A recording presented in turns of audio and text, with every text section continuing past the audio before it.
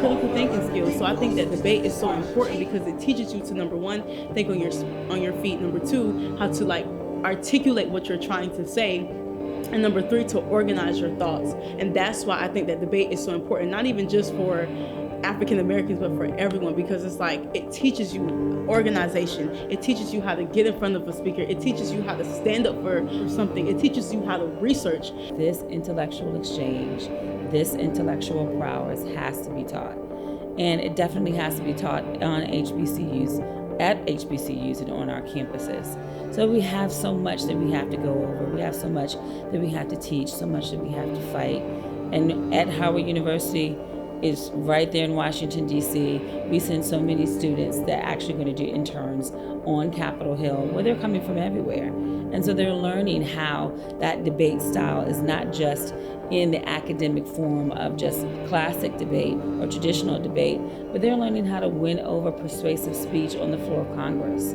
So we definitely have to cultivate this space, nurture it, and let it grow. I think debate sparks conversation. And then conversation sparks policy, and policy changes the social construct, and it's a social engineering tool. So I think all starts or stems from, debates and actually having conversations and actually convincing someone to believe that a certain belief matters, or a certain rhetoric or argument matters. The power of persuasion is so important in all aspects of your life, even beyond just like speech competition or things like that. Like you'll have to persuade people to give you jobs, you'll have to persuade people to like allow you to do things, and it's just incredibly important. And I also feel like knowing how to speak and advocate for yourself is one of the most important things you can learn. So the power of advocation is immensely important, especially for a person of color. That frame of mind where people believe, oh, it's not important. You're just going on stage and talking while athletics are going to the gym, or you're doing this and doing that. People just don't deem it important when really it is.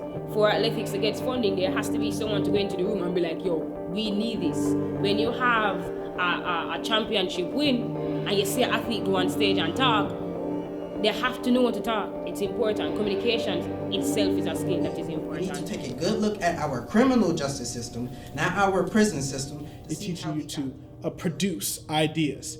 And so debate takes you through all that. You have to learn and research an idea.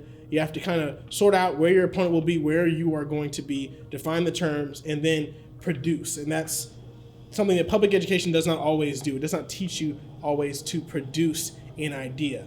And so debate is kind of the last remnant of classical education, where like Socrates, Aristotle, all the great minds that we talk about in history, they were raised in learning information, processing it, and then outputting it verbally, right? And so there's something to say about saying the ideas and contending with other people. I wish more of the HBCUs could get on the main circuit and be seen and be heard. So just to see that HBCU Nationals in year 3 is growing, seeing some of the competitors groom, seeing the friendships built and established between just the competitors. To come here and see all Black people competing with each other and being great and having all the knowledge capable to do something like this. And it's really nice to see everyone give their own opinions. Like I said, perspectives from all around was really cool. Many of our HBCUs don't have speech and debate teams.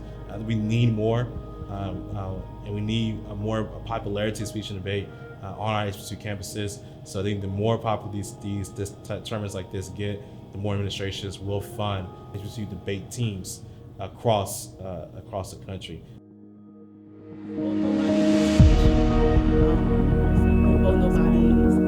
An excuse for why you are who you are. God made you in a specific way. And this will provide a platform for you to understand that it's really good communication. At home, we actually have a whole class that you have to do for 1 year called communication. Don't give up because you don't. Right? So keep going. I mean, just being here and putting those theoretical, keep going with those theoretical lessons. Find the energy that we need to defend ourselves. And so keep on going until you find that reason as to why you need to defend the arts and defend yourself as an artist. Keep going.